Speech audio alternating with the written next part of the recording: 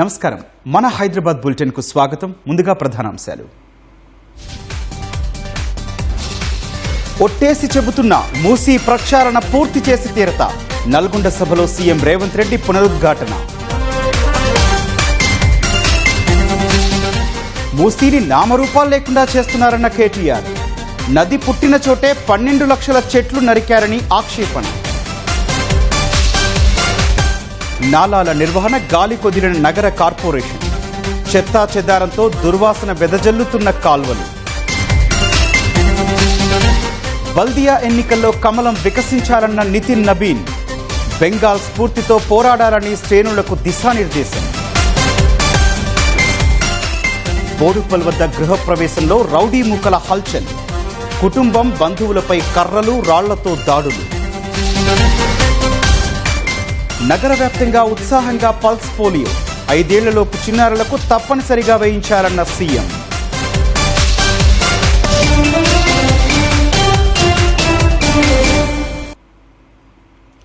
ఒట్టేసి చెబుతున్న మూసీ ప్రక్షాళన పూర్తి చేసి తీరతారని ముఖ్యమంత్రి రేవంత్ రెడ్డి పునరుద్ఘాటించారు. ఎవరు అడ్డుపడినా మూసీ నది ప్రక్షాళన ఆగదని తెలిపారు. నల్గొండలో పర్యటించిన సీఎం పలు అభివృద్ధి పనులకు శంకుస్థాపన చేశారు. అనంతరం నాగార్జున డిగ్రీ కాలేజీలో సభకు హాజరైన రేవంత్ రెడ్డి మూసీని ప్రక్షాళన చేసి నల్గొండ ప్రజలకు విముక్తి కలిగిస్తానని హామీ ఇచ్చారు. నా జీవిత లక్ష్యం ఒక్కటే, మూసీ నది ప్రక్షాళన. మోడీ సబర్మతి కాదు, ఢిల్లీ యమున కాదు, యోగి గంగా నది కాదు. ఈ దేశానికి ఎవడు వచ్చినా మూసీ నది ప్రక్షాళన చూడడానికి రావాలి. దేశానికి తలమానికంగా మూసీ నది ప్రక్షాళన చేస్తా.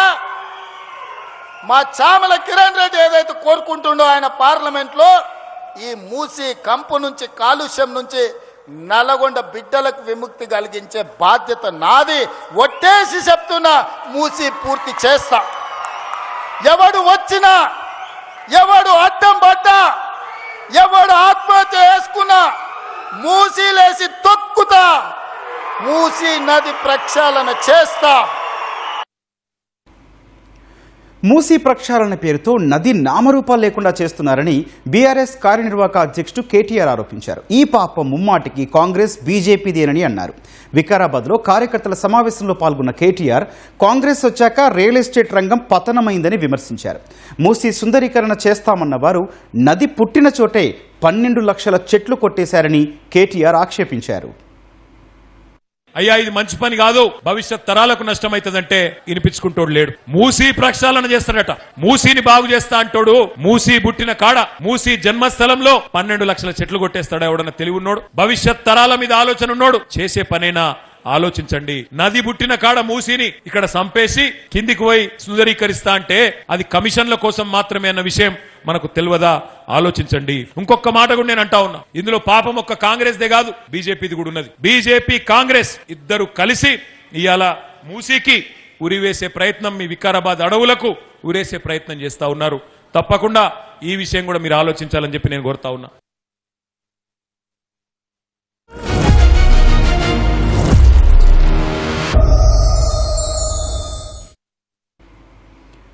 మళ్లీ వర్షాకాలం వచ్చేసింది. గత వారం పడిన చిన్నపాటి వానకే హైదరాబాద్ ప్రజలకు చుక్కలు కనిపించాయి. ఎక్కడికక్కడ వరద చేరి వాహనాలు కదలలేని పరిస్థితి. ఈ దుస్థితికి కారణం నాలాల నిర్వహణ సరిగ్గా లేకపోవడమే. నాలాల్లో పేరుకుపోయే చెత్త చెదారం మురుగునీటి ప్రవాహానికి అడ్డుపడుతోంది. ఇక ఆక్రమణల సంగతి సరే. ఫలితంగా చిన్నపాటి వర్షానికే రోడ్లపై నీరు చేరుతోంది. కొన్ని ప్రాంతాల్లో నాలాల్లోకి అక్రమంగా చేరే పారిశ్రామిక వ్యర్థాలు పరిసర ప్రాంత వాసులకు దుర్వాసన వెదజల్లుతున్నాయి. గతేడాది ఇదే పరిస్థితి ఎదుర్కొన్న దిద్దుబాటు చర్యలు చేపట్టాల్సిన అధికార యంత్రాంగం ఆ దిశలో ఎలాంటి చర్యలు చేపట్టిన దాఖలాలు లేవని క్షేత్రస్థాయి పరిస్థితులు చెబుతున్నాయి. కూకట్పల్లి ఆల్విన్ కాలనీ చెరువు నుంచి హుస్సేన్ సాగర్లో కలిసే నాలా పరిస్థితిపై మా ప్రతినిధి భాస్కర్ రిపోర్ట్. నగరంలో ప్రవహించే నాలాల్లో కూకట్పల్లి నాలా ప్రధానమైంది. అల్విన్ కాలనీలోని పరికి చెరువు దగ్గర ప్రారంభమయ్యే ఈ నాలా ఐడిపిఎల్ రంగదాముని చెరువు దగ్గర దీని విస్తృతి పెరుగుతుంది. పరికి చెరువు నుంచి మొదలై భవానీ నగర్, శ్రీనగర్, రాజీవ్ గాంధీ నగర్, ఫతే నగర్, బేగంపేట, మూసాపేట మీదుగా వెళ్తూ ఈ నాలా హుస్సేన్ సాగర్లో కలుస్తుంది. అయితే ఈ యొక్క ప్రవాహం అనేది సాఫీగా ఉంటే ఎలాంటి సమస్యలు తలెత్తవు. కానీ దీని యొక్క మెయింటెనెన్స్ అనేది సక్రమంగా లేకపోవడంతో ప్రతి వర్షాకాలంలో ఇది ఒక ముంపు సమస్యను తీసుకొస్తుంది ఈ నాలా. ముఖ్యంగా నాలాలో పేరుకుపోయిన చెత్త, ప్రహరీ గోడల నిర్మాణాలు లేకపోవడము, అలాగే ఆక్రమణలు, ఇవన్నీ కారణంగా ప్రవాహం సరిగ్గా లేకపోవడంతో చుట్టుపక్కల కాలనీలోకి వరద నీరు చేరి అక్కడ ఉన్నటువంటి కాలనీలన్నింటినీ వరద ముంచెత్తుంది. ఈ నాలలో పేరుకుపోయిన చెత్తను జిహెచ్ఎంసీ అధికారులు తొలగించే ప్రక్రియ చేపట్టినప్పటికీ కొండలుగా నాలాల ప్రారంభంలోనే ఈ యొక్క చెత్త పేరుకుపోవడంతో వర్షం వచ్చిన సందర్భంలో, ఈ ప్రవాహం వచ్చిన సందర్భంలో ఏదైతే చెత్త ఆ ప్రవాహంలో కలిసిపోతూ నీటి ప్రవాహంలో ముందుకు దిగువ ప్రాంతానికి చేరడంతో అక్కడ ఉన్నటువంటి కాలనీలో అలాగే పైవందన దగ్గర ఇది ఒక చెత్త పేరుకుపోతున్న పరిస్థితి ఉంది. దీనివల్ల చుట్టుపక్కల ఉన్న కాలనీలు ఏవైతే ఉంటాయో అవన్నీ దుర్వాసన అలాగే నీడ మునిగే పరిస్థితి తలెత్తుతుంది.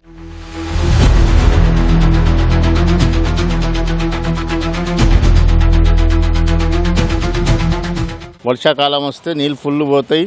ఎక్కువ నీళ్ళు వస్తే ఇళ్ళకి వస్తాయి. అక్కడ సందులలో ఈ కాలనీ అంటే ఇప్పుడు సెకండ్ ఫేజ్ ఉంది కదా, సెకండ్ ఫేజ్ లో లోపల వస్తాయి. పరికి చెరువు దగ్గర ప్రారంభమైన కూకట్పల్లి నాలా అల్విన్ కాలనీ ఫేజ్ 1 నుంచి మొదలై అలాగే ఫేజ్ 2 వరకు చేరుకుంటుంది. ఫేజ్ 2 నుంచి అలాగే ముందుకి ఫతేనగర్, బేగంపేట కిందికి. అయితే మనం ప్రస్తుతము ఫతేనగర్ అల్విన్ కాలనీలో ఉన్నటువంటి ఫేజ్ 2లో ఉన్నాము. ఇక్కడ చూస్తున్నట్టు ఈ ప్రవాహము ఒకటి పరికి చెరువు నుంచి వచ్చే వాటర్ ఒకటైతే, అలాగే ఇక్కడ భవ్యాస్ తులసి వనం ఆపోజిట్ గా ఉన్నటువంటి మరో కూకట్పల్లిలో ఉన్నటువంటి మరో చెరువు దగ్గర నుంచి కూడా అక్కడి నుంచి వచ్చే కూడా ఈ నాలలో కలుస్తుందని చెప్పేసి స్థానికులు చెప్తున్నారు. అయితే నాలా యొక్క రిటర్నింగ్ వాళ్ళను బలోపేతం చేసేలా ఇంతకుముందుకున్న రిటర్నింగ్ వాళ్ళను తొలగించి అది పూర్తిగా శిథిలావస్థం చేరడంతో ఇప్పుడు కొత్తగా జిహెచ్ఎంసీ ఈ యొక్క నాలా యొక్క రిటర్నింగ్ వాళ్ళను మళ్ళీ తిరిగి నిర్మిస్తుంది. సో ఇక్కడ మనం చూడొచ్చు నాలా యొక్క రిటర్నింగ్ వాళ్ళు నిర్మించే క్రమంలో పాత రిటర్నింగ్ వాళ్ళ యొక్క గోడను కూలగొట్టి ఆ శిథిలావస్థలను ఈ యొక్క నాలాలోనే వేసిన పరిస్థితి. నాలాలో మధ్యలో ఈ యొక్క శిథిలావస్థలను వేసేసి వన్ సైడ్ ఈ యొక్క కొత్త రిటర్నింగ్ వాళ్ళను అయితే నిర్మిస్తున్నారు. వన్ సైడ్ వచ్చేసి నాలా ప్రవహిస్తున్న పరిస్థితి. వర్షం వచ్చినప్పుడు వరద ఉధృతి పెరగడంతో ఈ యొక్క నాలా ఉధృతంగా ప్రవహించి కిందికి ఈ యొక్క మధ్యలో వేసినటువంటి అడ్డుకట్టగా వేసిన శిథిలావస్థలు నాలాకి అడ్డంకిగా మారే పరిస్థితి అయితే లేకపోలేదు.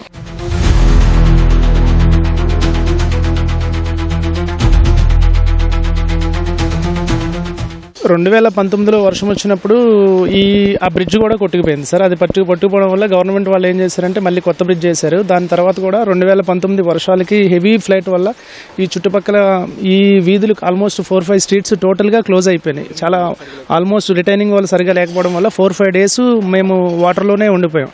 రిటర్నింగ్ వాళ్ళు లేనప్పుడు, వర్షాలు వచ్చినప్పుడు, వర్షం వచ్చినప్పుడు ఆ కాలనీ మొత్తము ఫ్లోయింగ్ ఎక్కువ వచ్చేస్తుండే, బయటకు వచ్చేస్తుండే. దానివల్ల ఏంటంటే మొత్తము ఇళ్లలోకి వాటర్ మొత్తం వచ్చేస్తుండే. ఈ రిటర్నింగ్ వాళ్ళు కట్టినందువల్ల రాను భవిష్యత్తులో ఇది ఎల్లకాలం ఉంటుంది తప్పితే కానీ వాటర్ అనేది ఇక ఇళ్లలోకి కానీ ఎలాంటిది కూడా రానికి లేదు. దీనివల్ల ప్రయోజనమే, రిటర్నింగ్ వాళ్ళు కట్టినందువల్ల ప్రజలకు ప్రయోజనమే తప్పితే కానీ దీనివల్ల ఎలాంటిది కూడా ఇబ్బంది లేదు. అన్ని ఆక్రమణలు ఎక్కడెక్కడ దాకా పెంచుకుంటూ అక్రమంగా కట్టిరో అవన్నీ కొట్టేస్తున్నారు, రిటర్నింగ్ వాళ్ళు కడుతున్నారు.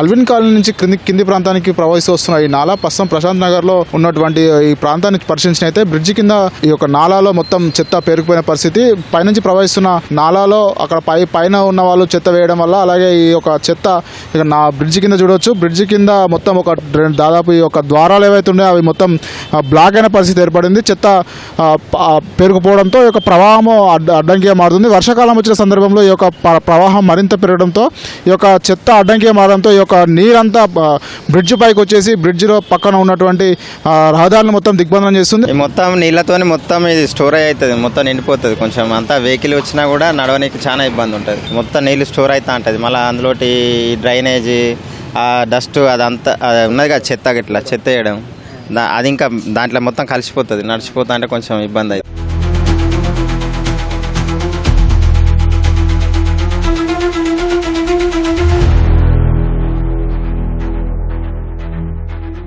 ఫతేనగర్ అలాగే బేగంపేటకు వచ్చేసరికి ఈ యొక్క నాలా వాటర్ అంతా మొత్తంగా రసాయనమయంగా మారుతుంది. భూగర్భ జలాలు మొత్తం ఈ యొక్క రంగు మారిన పరిస్థితి అయితే నెలకొంది. ఈ యొక్క కూకట్పల్లి అలాగే బాలనగర్ అలాగే ఫతేనగర్ సమీపంలో ఉన్నటువంటి పారిశ్రామిక ప్రాంతాలు అలాగే పారిశ్రామిక పరిశ్రమల నుంచి వెలువడే రసాయన వ్యర్థాలను ఈ యొక్క నాలలో కలపడం, నాలలోని జలాలన్నీ రంగుమారిన పరిస్థితి. వర్షం కురిసిన ప్రతిసారి పొంగి ప్రవహిస్తున్న లోతట్టు ప్రాంతాల ముంచైతే ఈ నాలా సాధారణ రోజుల్లోనూ కాలుష్యాన్ని మోసుకొస్తుంది. ముక్కుపూటలు అదిరే రసాయనాల దుర్వాసన, పెద్ద ఎత్తున చెత్త వ్యర్థాలతో నిండుతున్న నాలా కారణంగా చర్మ వ్యాధులు, శ్వాసకోశ సమస్యలతో పరివాహక బస్తీల వారు సతమతం అవుతున్నారు. సో కూకట్పల్లి పరిగి చెరువు వద్ద ప్రారంభమైన ఈ కూకట్పల్లి నాలా మొత్తంగా దాదాపు 15 కిలోమీటర్లు ప్రవహించి చివరిగా హుస్సేన్ సాగర్లో కలుస్తుంది. ఈ యొక్క మార్గ మధ్యంలో ఏదైతే పారిశ్రామిక వ్యర్థాలు కలుస్తున్నాయి కాబట్టి ఈ యొక్క నీరంతా కూడా నలుపు రంగులో మారి అలాగే నురగా కక్కుతున్న పరిస్థితి అయితే ఉంది. నాలా ప్రారంభమైన పైభాగంలో నీరు కాస్త మెరుగ్గానే ఉన్నప్పటికీ, అంటే ఆకుపచ్చ రంగులో ఉన్నప్పటికీ యొక్క చివరి భాగమైనటువంటి హుస్సేన్ సాగర్కి వచ్చేసరికి యొక్క పూర్తి నలుపు రంగులోకి నీరు మారడం వల్ల సమస్యాత్మకంగా మారింది. సో ఇప్పటికైనా ఈ పరిస్థితి మారాలని చెప్పేసి వర్షాకాలం సమీపిస్తున్న నేపథ్యంలో సమస్యను తప్పించాలని చెప్పేసి నాలా పరిసర ప్రాంతాలైతే ప్రజలైతే మొత్తంగా కోరుతున్న పరిస్థితి. కెమెరామ్యాన్ ప్రేమ్తో భాస్కర్, ఈటీవీ న్యూస్, హైదరాబాద్. బల్దియా ఎన్నికల్లో బీజేపీ జెండా ఎగరవేయాలని ఆ పార్టీ జాతీయ అధ్యక్షుడు నితిన్ నబీన్ కార్యకర్తలకు పిలుపునిచ్చారు. పశ్చిమ బెంగాల్ స్ఫూర్తిగా తెలంగాణలోనూ పోరాడాలని దిశానిర్దేశం చేశారు. 3 రోజుల పర్యటనలో భాగంగా హైదరాబాద్ చేరుకున్న నితిన్ నబీన్కు కేంద్ర మంత్రులు కిషన్ రెడ్డి, బండి సంజయ్, బీజేపీ నేతలు స్వాగతం పలికారు. అనంతరం రంగారెడ్డి జిల్లా పార్టీ కార్యాలయం ప్రారంభించిన నితిన్ నబీన్ వర్చువల్గా మరో 9 జిల్లాల కార్యాలయాలను ప్రారంభించారు. తర్వాత నాంపల్లి ఎగ్జిబిషన్ మైదానంలో హైదరాబాద్, సైబరాబాద్, మల్కాజ్గిరి కార్పొరేషన్ల బూత్ అధ్యక్షులతో నిర్వహించిన సమావేశంలో నితిన్ పాల్గొన్నారు. తెలంగాణలో జరగనున్న ప్రతి ఎన్నికల్లో కాషాయ జెండా ఎగరాలని కార్యకర్తలకు నితిన్ నబీన్ దిశానిర్దేశం చేశారు. और जो विकसित भारत का सपना हमने देखा है 2047 का, उस सपने को साकार करना है तो तेलंगाना में भी कमल खिलाना होगा मित्रों, तभी वो सपना साकार होगा.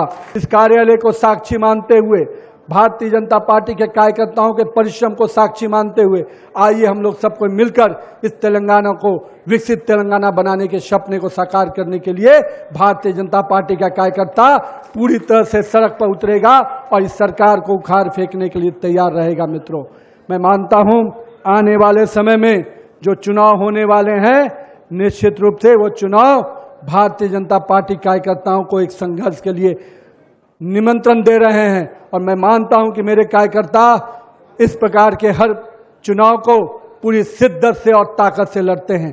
तो आइए हम सब मिलकर आने वाले जो म्युनिसिपल कॉर्पोरेशन के चुनाव हैं उसके पूरी ताकत से लड़ेंगे और भाजपा का कमल खिलाएंगे. హైదరాబాద్లో పేదల ఇళ్లు కూల్చేస్తే ఊరుకునేది లేదని మల్కాజ్గిరి ఎంపీ ఈటల రాజేందర్ హైడ్రాను హెచ్చరించారు. సికింద్రాబాద్ హస్మత్పేటలోని ప్రభుత్వ భూమిలో హైడ్రా కూల్చివేతలు చేపట్టగా ఈటల బాధితులను పరామర్శించారు. పేదల పక్షాన ఉంటామని వారికి హామీ ఇచ్చారు. హస్మత్పేటలోని భూమిపై రెవెన్యూ అధికారులు స్పష్టతనివ్వాలని ఎంపీ డిమాండ్ చేశారు. పేదలకు ఇలాంటి ఇబ్బందులు లేకుండా చూడాల్సిన బాధ్యత ప్రభుత్వానిదేనని, లేదంటే పెద్ద ఎత్తున పోరాటాలకు దిగుతామని ఈటల రాజేందర్ స్పష్టం చేశారు. సర్వే నంబర్ 1 ఆర్కియాలజీ ల్యాండ్ అని కొంతమంది అంటున్నారు, ప్రైవేటు భూమి అంటున్నారు. ఇక్కడ గత అనేక సంవత్సరాలుగా హమాలీ పనిచేసేటువంటి కార్మికులు కావచ్చు, ఆటో నడిపే వాళ్ళు కావచ్చు, ఇళ్లల్లో పనిచేసి బతికే వాళ్ళు కావచ్చు, కంపెనీలలో 10,000కో 10,000కో నౌకరీ చేసే వాళ్ళు కావచ్చు, ఇక్కడ తక్కువకు వస్తుంది. ఏ బ్రోకర్లు అయితే, ఏ ల్యాండ్ గ్రాబర్లు అయితే ఇవాళ తక్కువకి ఇస్తున్నామని చెప్తే పేదవాళ్ళు కదా మా ఇల్లు కూల్ చేస్తారని చెప్పి 60 గజాలు, 50 గజాలు, 70 గజాలు చొప్పున వాళ్ళు ప్లాట్ కొనుక్కున్నారు. వాళ్ళు ఒక తరం రక్తాన్ని చెమటగా మార్చి ఒక ఇల్లు కట్టుకున్నారు. వాళ్ళు ఇవాళ ఇల్లు కట్టుకుంటే ఇదంతా కూడా ఆర్కియాలజీ ల్యాండ్ అని చెప్పంటున్నారు. నేను ఒకటే అంటున్నా, ఆనాడు లేఅవుట్ చేస్తున్నప్పుడు ఏం చేసినావు నువ్వు? ఇది ఆర్కియాలజీ ల్యాండ్ అని కనపడలేదా? ఇవాళ నువ్వు చేయాల్సిన పని, నీకు దమ్ముంటే నీకు నిజాయితీ ఉంటే, ఆనాడు ఎవరైతే ఇది ఆర్కియాలజీ ల్యాండ్ అయినప్పటికీ కూడా దొంగతనంగా లేఅవుట్ చేసి ఇలా అమ్మిండ్రో, డబ్బులు తీసుకొని అమ్మిండ్రో, వాళ్ళ దగ్గర వసూలు చేసుకునే ప్రయత్నించే తప్ప పేదవాళ్ళ ఇల్లు కూల్చేస్తే ఖబర్దార్ అని చెప్పి హెచ్చరిస్తా ఉన్నాం. అది వారి కలల ఇళ్లు. ఎన్నో ఏళ్ల నిరీక్షణ తర్వాత ఆ కొత్త ఇంట్లో ప్రవేశించాలని భావించారు. బంధుమిత్రుల కోలాహలం, మంగళ వాయిద్యాల మధ్య గృహప్రవేశ వేడుక మొదలుపెట్టారు. కానీ అంతలోనే ఆ సంతోషం ఆవిరైంది. ఊహించని విధంగా ఒక రౌడీ గ్యాంగ్ ఆయుధాలతో విరుచుకుపడింది. ఇల్లాలు, పిల్లలు, వృద్ధులను విచక్షణారహితంగా కొట్టారు. మేడ్చల్ జిల్లా మేడిపల్లి పిఎస్ పరిధిలోని బోడుప్పల్ దేవేందర్ నగర్లో ఈ ఘటన స్థానికంగా తీవ్ర కలకలం రేపింది. అంబర్పేటకు చెందిన బండారి అనితా శ్యామరావు అనే మహిళ బోడుపల్ దేవేందర్ నగర్ పరిధిలో ఓ ఇల్లు కొనుగోలు చేశారు. ఆ ప్రాంతంలోని తిరిగే ఒక గంజాయి బ్యాచ్ రౌడీ మూక సదరు ఇంటిని తమకు తక్కువ ధరకు విక్రయించాలని గతంలో అనితపై ఒత్తిడి తెచ్చింది. అందుకు ఆమె నిరాకరించారు. తమ కుటుంబ సభ్యులతో కలిసి శనివారం గృహప్రవేశ కార్యక్రమాన్ని ఏర్పాటు చేసుకున్నారు. ఇల్లు తమకు దక్కలేదనే కక్షతో రగిలిపోయిన స్థానిక రౌడీ గ్యాంగ్ పథకం ప్రకారమే గృహప్రవేశం జరుగుతున్న సమయంలో ఒక్కసారిగా ఇంట్లోకి చొరబడ్డారు. శుభకార్యంలో పాల్గొన్న వారిని విచక్షణారహితంగా చితకబాదారు. అడ్డొచ్చిన మహిళలు, చిన్నారులు, వృద్ధులపై కూడా దాడులు చేశారు. ఈ హఠాత్ పరిణామానికి భయంతో కేకలు వేస్తూ బంధువులు ప్రాణాలరచేతిలో పెట్టుకుని పరుగులు తీశారు.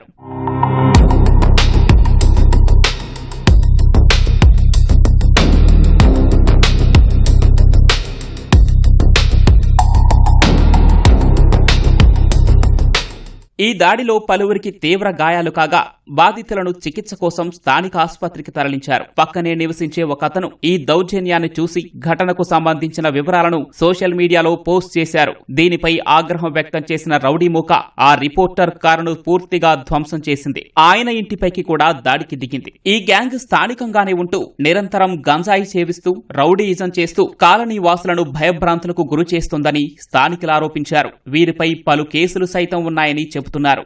కాలనీకి ఇలాంటి దౌర్జన్యాలు జరుగుతున్నాయి అంటే ఇవాళ ఈ ఇంట్లో జరిగింది, రేపు ఇంకో ఇంట్లో జరుగుతుంది. దీనికి ఎవరు చేస్తున్నారు ఇది అన్నది తగిన చర్య తీసుకోవాలని కోరుతున్నాం. ఎట్లా మాకు అప్పుడు లేదు, ఇట్లా ఈ 2-3 సంవత్సరాల మధ్యలోనే ఇలాంటివి జరుగుతున్నాయి. న్యాయం లేదు. ఈ న్యాయం అన్నది చెయ్యాలి. వచ్చినప్పుడల్లా 40 మంది మేము వద్దని ఆపినందుకు మా మీద అటాక్ చేసిరు. వీడియో తీస్తున్నాము, వద్దు ఎందుకు కొడుతురు అంటే రాళ్ళ తీసుకొని కొడితే మా ఆయన ఫోన్ కింద పడితే ఫోన్ తీసుకురు, ఈ కార్ని కొట్టిరు, స్కూటీలని మొత్తం జంసం చేసిరు.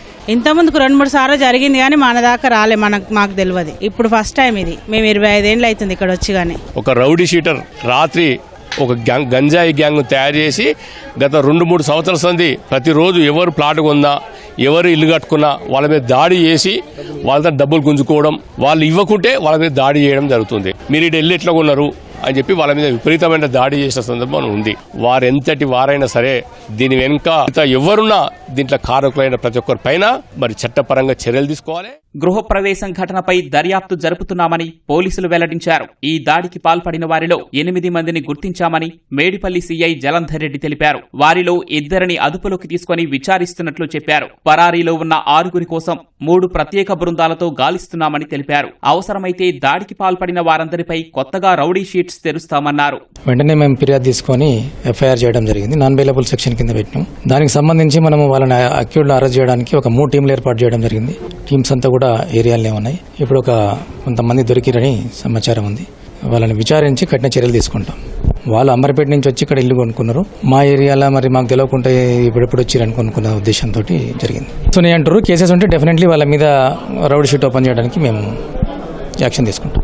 శుభకార్యంలో చొరబడి ఇంతటి దారుణానికి ఒడిగట్టిన గంజాయి బ్యాచ్ పై రౌడీ మూకలపై పీడీ యాక్ట్ నమోదు చేసి కఠినంగా శిక్షించాలని దేవేందర్ నగర్ కాలనీవాసులు, బాధితులు డిమాండ్ చేస్తున్నారు.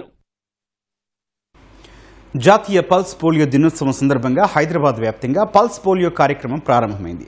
3 రోజుల పాటు నిర్వహించే ఈ కార్యక్రమానికి అధికారులు విస్తృత స్థాయి ఏర్పాట్లు చేశారు. పలు ప్రాంతాల్లోని పోలియో కేంద్రాలను ప్రారంభించిన ప్రజాప్రతినిధులు చిన్నారులకు పోలియో చుక్కలు వేశారు. ఆరోగ్య తెలంగాణ, పోలియో రహిత భారత్ కోసం 5 ఏళ్లలోపు చిన్నారులకు పోలియో చుక్కలు వేయించాలని తల్లిదండ్రులకు సీఎం రేవంత్ రెడ్డి విజ్ఞప్తి చేశారు. హైదరాబాద్ వ్యాప్తంగా పల్స్ పోలియో కార్యక్రమం ప్రారంభమైంది. ఈ మేరకు 3 కార్పొరేషన్ల అధికారులు విస్తృత స్థాయి ఏర్పాట్లు చేశారు. నగరంలోని రైల్వే, బస్ స్టేషన్లు, ఎయిర్పోర్ట్, ప్రధాన కూడళ్లలో సైతం పల్స్ పోలియో కేంద్రాలను ఏర్పాటు చేశారు. వివిధ రాష్ట్రాలు, జిల్లాలకు చెందిన వారు సైతం ఈ కేంద్రాలను వినియోగించుకోవచ్చని అధికారులు వెల్లడించారు. నగరంలోని పలు ప్రాంతాల్లో తల్లిదండ్రులు వారి చిన్నారులకు పోలియో చుక్కలు వేయిస్తున్నారు. 5 ఏళ్లలోపు వయసున్న ప్రతి చిన్నారికి తప్పనిసరిగా పోలియో చుక్కలు వేయించాలని ముఖ్యమంత్రి రేవంత్ రెడ్డి కోరారు. ఈ కార్యక్రమంలో తల్లిదండ్రులందరూ తప్పనిసరిగా భాగస్వాములు కావాలని విజ్ఞప్తి చేశారు. పోలియో చుక్కలు చిన్నారులకు జీవితాంతం రక్షణ కవచంలా నిలుస్తాయన్నారు. ఆరోగ్యవంతమైన తెలంగాణ, పోలియో రహిత భారత్ కోసం ప్రతి చిన్నారికి పోలియో చుక్కలు వేయించాలని సీఎం రేవంత్ రెడ్డి సూచించారు. జూబ్లీహిల్స్ నియోజకవర్గంలో బోరబండ యూపీహెచ్సీలో పోలియో చుక్కల కార్యక్రమాన్ని నిర్వహించారు. ఈ కార్యక్రమంలో సహచర మంత్రులు పొన్నం ప్రభాకర్, అడ్లూరి లక్ష్మణ్తో కలిసి పాల్గొన్న వైద్యారోగ్య శాఖ మంత్రి దామోదర రాజనరసింహ పిల్లలకు పోలియో చుక్కలు వేశారు. 3 రోజుల పాటు జరిగే ఈ కార్యక్రమాన్ని ప్రజలందరూ సద్వినియోగం చేసుకోవాలని దామోదర రాజనరసింహ విజ్ఞప్తి చేశారు. పోలియో డ్రాప్స్, పోలియో చుక్కలు 2 చుక్కలు పిల్లలకు వేయించాలని చెప్పి ఈరోజు రాష్ట్ర ప్రభుత్వము సుమారు 42 లక్షల మంది పిల్లలకు సంబంధించి పల్స్ పోలియో డ్రాప్స్, సుమారు 52 లక్షల వ్యాక్సిన్స్ సిద్ధం చేసింది. 22,000 పైచిలకు పోలియో బూతులు ఏర్పాటు చేసి 900 పైచిలకు ట్రాన్సిట్ పాయింట్స్ రైల్వేసే గాని, బస్ స్టాండే గాని ఇతర జంక్షన్లలో ఈ క్యాంపులు నిర్వహించాలి. పిల్లలకు పోలియో డ్రాప్స్ అందించాలి. 28, 29, 30 తేదీల మధ్యలో అందరికీ పిల్లలకు పోలియో డ్రాప్స్ అందించాలి అని ప్రభుత్వం యొక్క చర్య. పేరెంట్స్ అందరితో విజ్ఞప్తి, ఈ రోజే కాదు, రేపే కాదు, ఎల్లుండి 3 రోజులు మీరందరూ కూడా మన పిల్లలకు పసిపాప నుంచి 5 సంవత్సరాల వరకు ఉన్న పిల్లలందరూ కూడా పోలియో డ్రాప్స్ అందించాలి. పోలియో మన దేశంలో లేదు, అయినా మన జాగ్రత్తలు మనం తీసుకోవాలి. ఇది ఒక నిరంతర ప్రక్రియ. మన పిల్లలను మనం కాపాడుకోవాలి. అమీర్పేట్లోని ప్రభుత్వ పాఠశాల ఆవరణలో ఏర్పాటు చేసిన పల్స్ పోలియో కార్యక్రమంలో ఎమ్మెల్యే తలసాని శ్రీనివాస్ యాదవ్ పాల్గొన్నారు. చిన్నారులకు పోలియో చుక్కలు వేసిన ఆయన తప్పనిసరిగా చిన్నారులకు పోలియో చుక్కలు వేయించాలని కోరారు. మొయినాబాద్లోని ప్రాథమిక ఆరోగ్య కేంద్రంలోని పిల్లలకు ఎమ్మెల్సీ పట్నం మహేందర్ రెడ్డి పోలియో చుక్కలు వేశారు.